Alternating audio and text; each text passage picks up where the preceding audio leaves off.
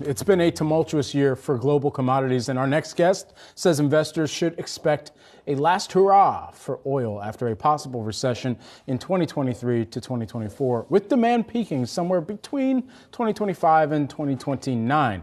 That's a long time. Joining us now, we've got Citi Global Head of Commodities Research, Ed Morse. Okay, so Ed, help us drill down into, I guess pun fully intended, help us drill down into exactly what you're basing some of the expectation off of here, especially given the rise and the move higher that we've seen in oil and the energy sector over the course of this year. Sure. Well, the rise in prices in the last month or the last few weeks is just noise in the system. Prices are significantly lower by a lot than they were in March. We had Brent pricing at $125 in March and at 82 right now. So prices have come off a lot. Part of that is short-term demand against short-term supply. Prices have gone up a bit because of uncertainties about how much Russian oil is going to be lost to the system as a result of the new price cap that the G7 and the EU have put on, and partly because of the embargo on seaborne crude that Europe implemented on the 5th of December. But your other question is a longer-term secular question. Normally, when you get out of a recession, you have a spike in oil demand. We think that we'll have a bit of a growth in oil demand with coming out of recession after this year, but we think it's not going to be as robust as is normally the case. And that's because we're seeing a peaking of transport fuel demand at a much earlier stage than people had thought previously. Even in China, which has been, the mainstay, the main force of growth and demand for oil since 1990, actually, we think that diesel demand already peaked in China. We look at the rate of growth in the last 3 years of electric vehicle penetration. We look at Chinese policy on reducing further the internal combustion engine in vehicles by getting a domination of electric vehicles over those. And we're going to see a drop in motor fuel demand in transportation, generally speaking. Yes, there's going to be increased air travel, but these are based on engines that are significantly more efficient than anything on average in use in 2019 before the pandemic. And we're also seeing a very big move in the next 5 years into sustainable fuels, one way or another. So one of the big issues right now is conversion of refineries into making biofuels. Biofuels look like, smell like oil, but they don't come from oil. We actually expect some 5 million barrels to 6 million barrels a day of new biofuel use between now and 2030. That, with the pressure to get off of oil in the transportation fuel market, really does spell in our mind the end to oil as the dominant fuel in the world. Ed, what's your worst case scenario for oil prices next year? And with that worst case being the U.S. does enter a recession?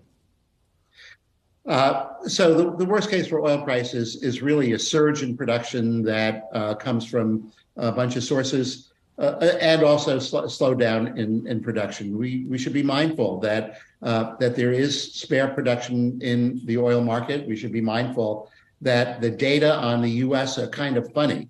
The EIA published 2 different reports in the last week that are totally contradictory. One was the revisions upward on oil production in the United States, total liquids production in the United States. It reached the highest level ever, close to 19 million barrels a day for a combination of crude oil, natural gas liquids, and biofuels.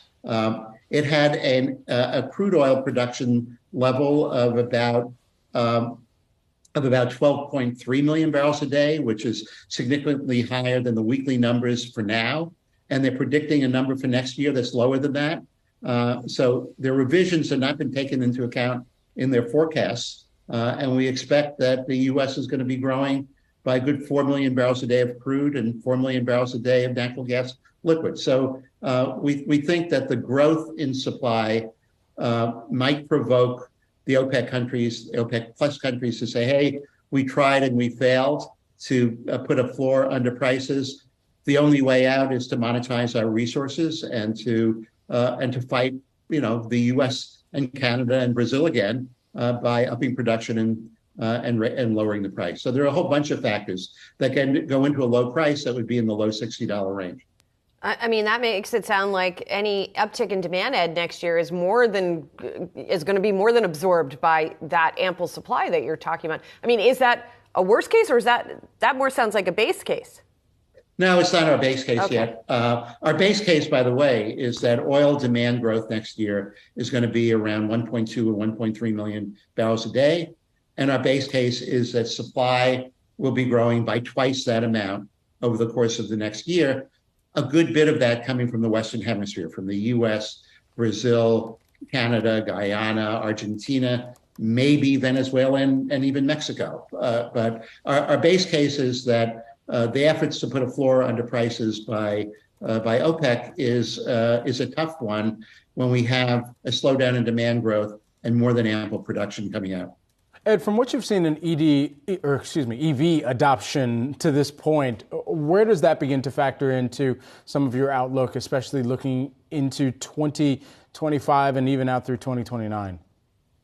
Well, it looks pretty important. We look as though the EV penetration is at that accelerating point of an S curve where you start low, flattish, and then you zoom up. And we think that zooming up is going to continue so that we get to the point that by 2029, at the current rate of that S curve from what we see in Europe and China in particular, but also in the US, we'll get to the point of a point of no return, actually, for gasoline demand. Ed Morse, Citi Global Head of Commodities Research. Thank you so much for joining us this morning. Appreciate it, Ed. Thanks for having me again. Take care.